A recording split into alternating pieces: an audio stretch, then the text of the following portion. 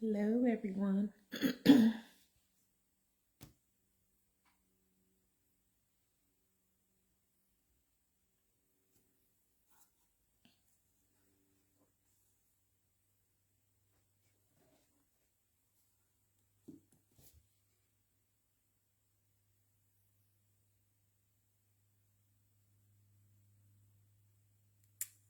watching.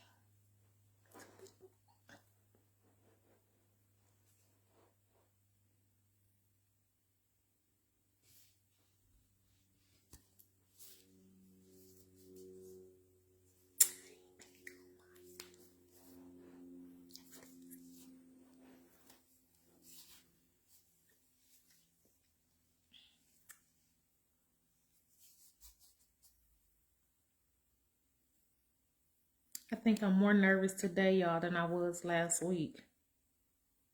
Why is it saying slow connection? Hey, Miss. Oh, hey, Kathy. I can call you Miss Kathy. Hey, Daisy. Hey, Pam.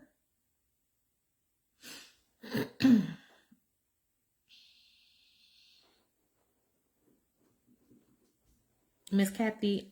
Kathy, I'll call you after this.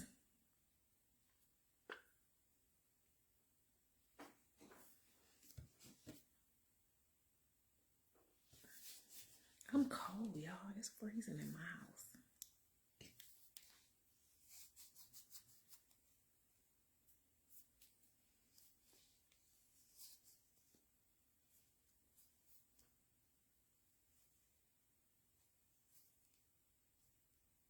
Hey, Giovanna. Hey, Miss Joy. I don't know why it's saying slow connection. Connected to the Wi-Fi.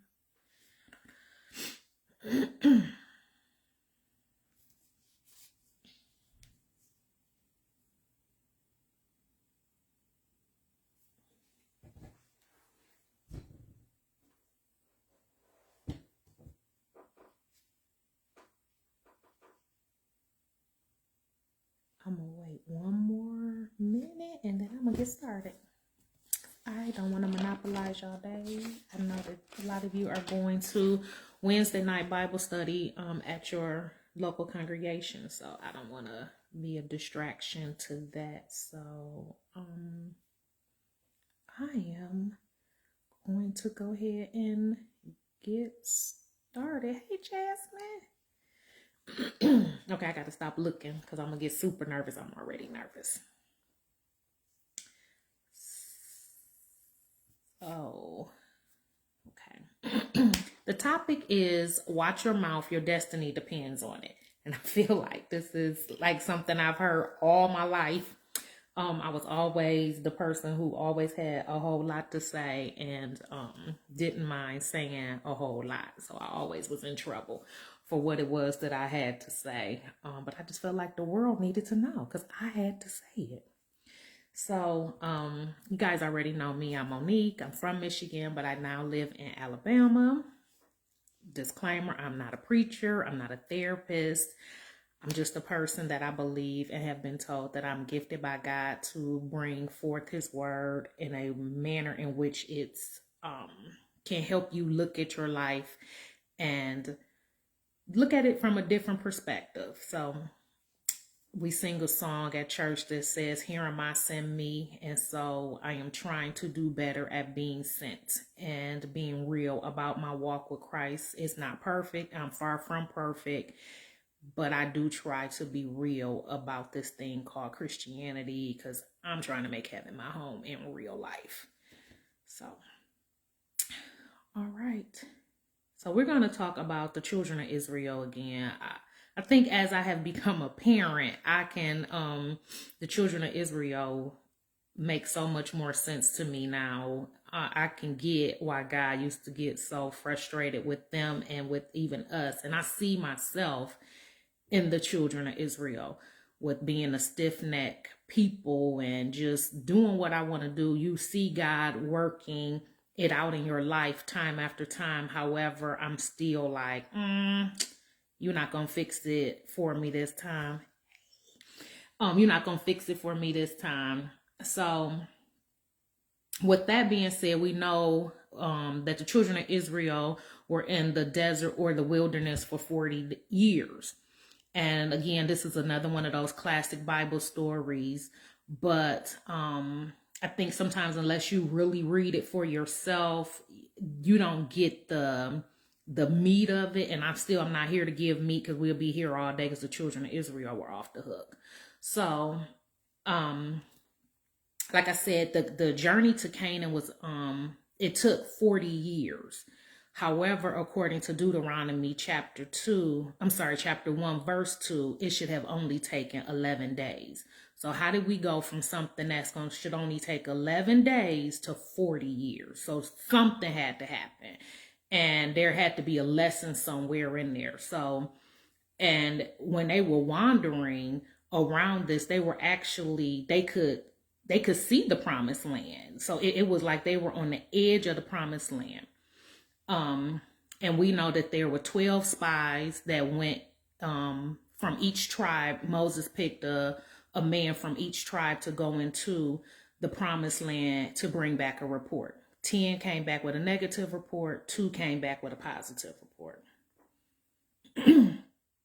So sometimes God will have us be spies in our own promised land. He will show us things. However, we don't see the opportunity because we're too busy looking at the challenges. And they did the same thing.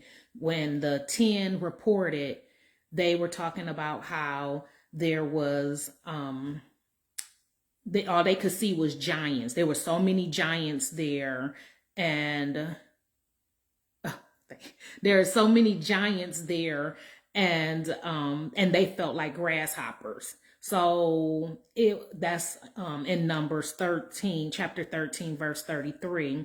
And I've had that struggle in my own life. To know me is to know that I had a reading disability. So you will very rarely hear me reading out loud, because I can see the word, I can know the word, but I'll stumble. And so grammar, therefore my grammar I'm very weak in grammar, because it's just a struggle. But I choose, even in doing this, to put myself out here to use my weakness for God's glory. And that's what we have to do. When we learn to become strengthened in our weakness, God gets the glory. So when people ask me, like, why are you doing this? And I'm showing people that, as poor as my grammar may be, as irritating, because I've had somebody recently tell me that my voice was irritating. They didn't like the sound of my voice. So as irritating as my voice may be, or whatever it is, you use it for God's glory. You use your talents for to glorify God. And even though they were there in the when they went to the promised land, they saw the milk and honey. However, they chose to miss the milk and honey. And you can see that in Numbers 13, Numbers chapter 13, 27.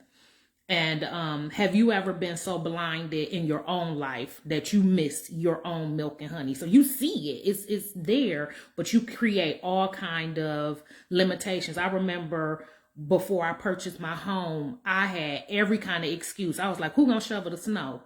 I live in Alabama, we don't have snow. Like, I was making all kind of problems for why I wasn't equipped to have a house. Like, I was so used to renting that I was like, well, who gonna cut the grass? You hire somebody. You it's gonna get there. It's gonna be some ways. But I also had this happen when I was working at a job.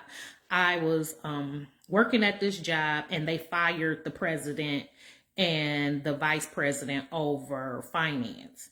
And I was like, oh no, I'm about to quit. Let me hurry up and quit this job, because I done been laid off a bunch of times, and this just don't feel good to me.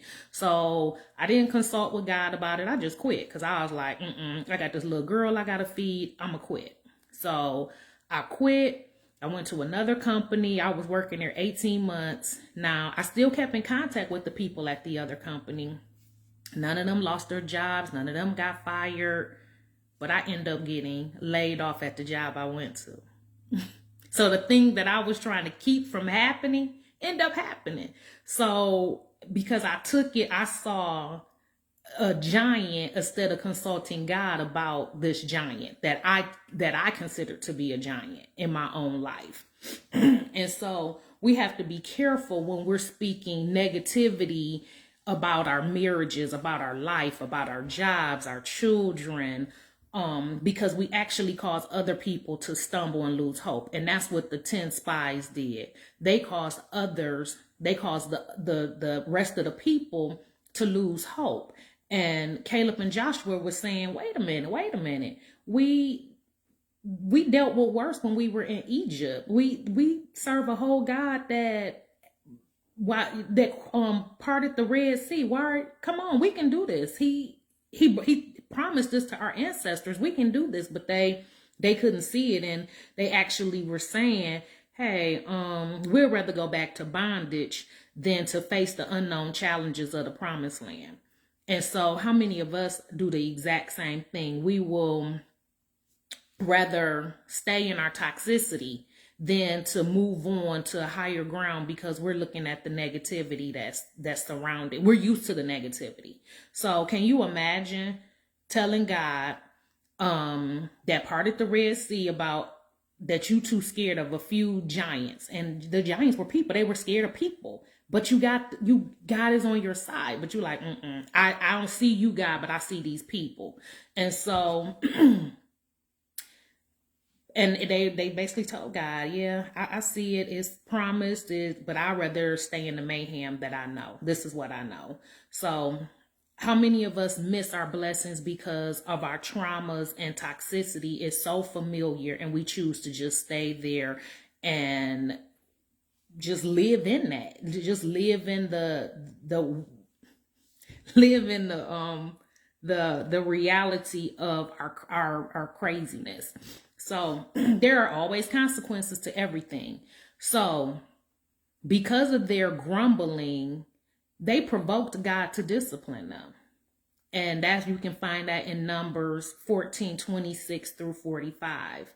Their attitude, due to their, I'm gonna bring that point up later. And then in Hebrews chapter 3:16 through 19, it says that because of their unbelief, they couldn't enter Canaan. They couldn't enter the promised land. So it was, their unbelief, you grumbling, like you're creating, your mouth is creating for you to miss what God has for you. He has it for you. It's been promised to you already, but you didn't talk yourself out of it.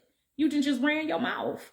And so, it would end up happening. So how they made it is, so it was, everybody, they had to end up doing 40 years in the wilderness because they had to actually, all the men that were 20 years old at the census had to die before, so that whole generation had to die before they could go into the promised land. So now, these people that didn't grumble, now we didn't grumble, and now they got children.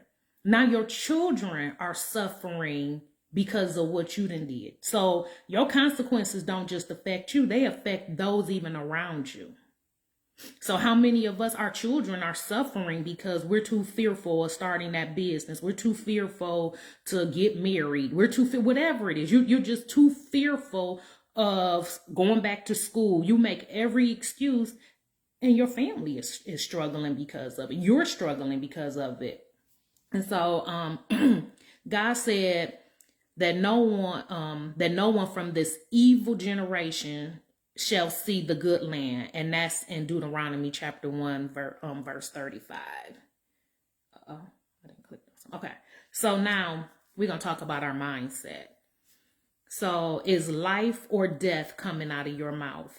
That is Proverbs 18:21. How are you governing your mind? Is it governed by your flesh or by the spirit? Romans 8:6. Do you believe that through God faithfulness you can overcome any challenges, or just a few of them? Are you the 6 spies that saw the milk and honey but focused on the people, the giants around you? What potential are you keeping from becoming a reality because you have made up in your mind that it's a giant? Are you like the children of Israel in your home, your car, on your phone calls? They were saying, God hate us. He hate us. And I've said it. I've been so broken down, like God has to hate me. I done went from this situation to this situation, but I didn't take any responsibility that I was speaking those situations in my mind. Yep, the battlefield of the mind is a real thing. And once you learn to battle that mind, once you control the mind, you control the tongue. And to speed up the process, you turn to idols. What's your idol? It may not be a golden calf like the children of Israel had.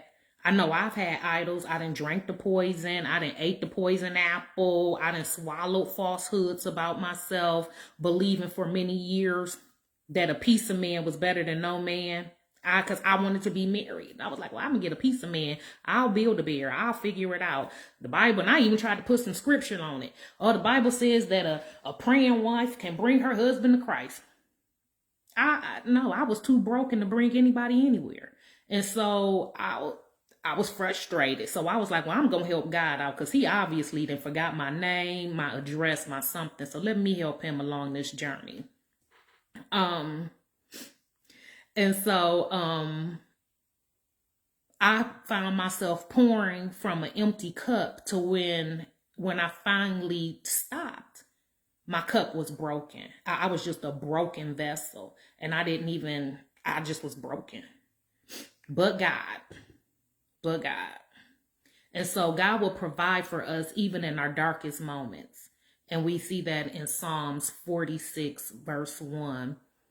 God graces us even in the limbo and waiting stages. If we are honest with ourselves, all of our needs are met. Every last one of our needs are met. And God's will be done. It's going to happen. If it's for you, it's going to, just like the children of Israel did make it into the promised land. However, it was prolonged. It was prolonged based on their mouth. What was coming out of their mouth.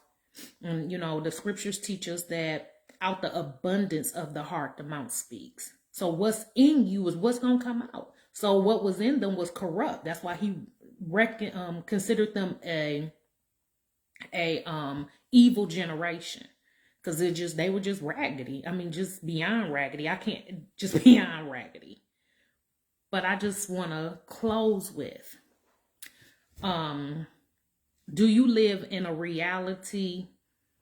Do you want to live in a reality of the past or the future of the promises of the future? I'm sorry, I said that wrong. So do you want to live in the known reality of the past or the unknown promises of the future?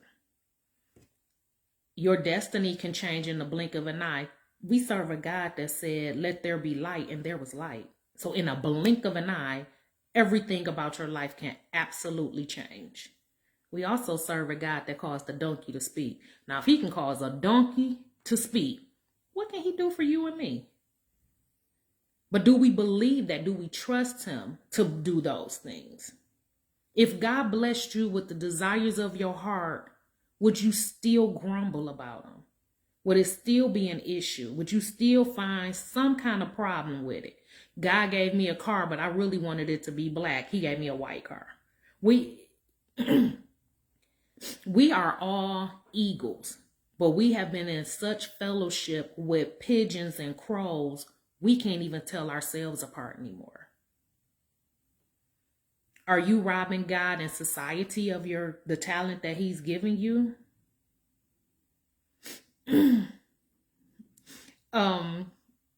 Y'all gonna make me cry. Okay, I gotta stop looking at the comments.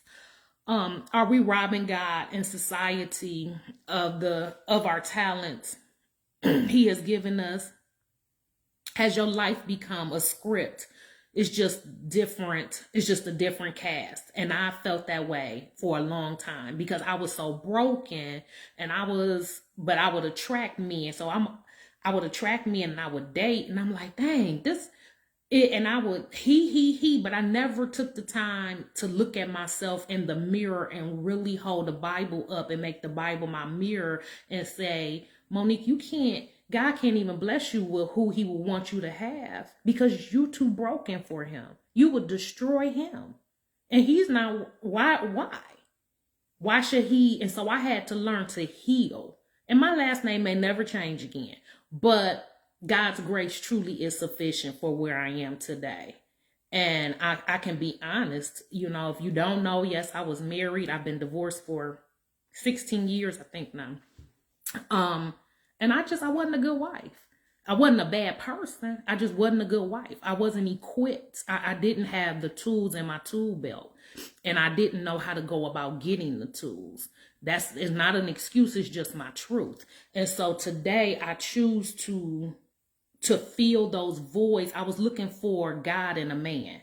And now I choose to see God in God and let him fill the voids and the emptiness in me from the inside out. What I do know is that toxicity is contagious. It is very contagious. And so just like those 10 spies were going around telling people, yeah, it's milk and honey there, but it's giants there, and we the size of grasshoppers. We can keep ourselves. I mean, they spewed it out and then they sucked it in, and now they didn't even see the giants. It might not have been giants to them, but they going off of what somebody else said and say, yep, well they said it, so it must be. And yep, nope, we good. We gonna just stay over here. And then Philippians 2:14 says, do everything without grumbling and arguing. And so we gotta watch our mouths. We gotta watch what we say. I remember my daughter, because your kids watch you, my daughter wouldn't speak to a family member, and I was like, why don't you talk to this family member? She said, her and grandma don't. She was little. Her and grandma don't get along. And I was like, oh my gosh. So even in her way of being loyal to my mom was not to speak to this family member. So here, this baby didn't have anything to do with these two grown adults, but she then took on the toxicity of two grown adults and she taken aside. No, I had to correct the behavior. No, that's not appropriate. You let them figure that out. But she was a kid and she was just trying to be loyal. What is your destiny delayed? What if your destiny was delayed by 1 year for every day that you grumbled? Now let's take that back to the scriptures. They wandered 40 years. The spies stayed in the promised land 40 days. What if God caused you to delay your life goal or whatever, your dream, whatever it is, for every day that you choose to grumble? I'll be jacked up. I'm really working on speaking more positivity into my life, into just people and things around me, because we have the power of life in our tongue. I mean, you can praise a person or kill a person with the same lips. It's up to you to decide which way you want to turn. And your destiny is yours. What say you? Which way you want to go? That's it, y'all. I'm done. I hope that this helped you. Keisha, I love you dearly. I will be calling you to... you can call me any time, but I'm happy that this is a platform for us to just be honest. I'm not trying to get any glory. Before I did this, I pray all the time, Lord, decrease me so that you can increase. And I do believe that the tears that I've shed in this life, God has heard every last one of them. But I also believe that we go through this thing called life, not just for us. It's so that we can really be a help to others if we choose to be a help for others. Now, I also want to leave you with this one thing. By your words, you will be acquitted, and by your words, you will be condemned. Matthew 12:37.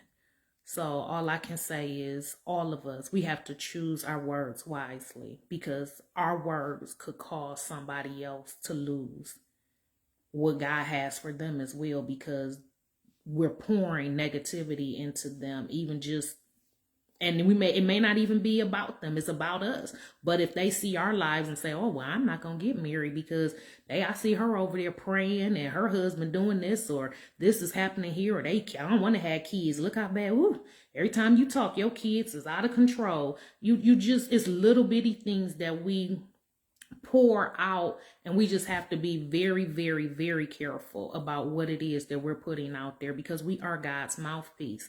Everybody not gonna pick up a Bible. People will tell you in a minute, I'll rather see a sermon than hear a sermon. And are we causing people to come to Christ, or are we causing people to stumble by our actions? So I love you guys. I'm here if you need me. If you got my phone number, call me. My DM is open. You can DM me, and we can talk about this thing called life, and this beautiful life that is a blessing to those that are called according to God's word, because all things work together. All right. I love you guys. I'll talk to you soon next week, Lord's will. Bye.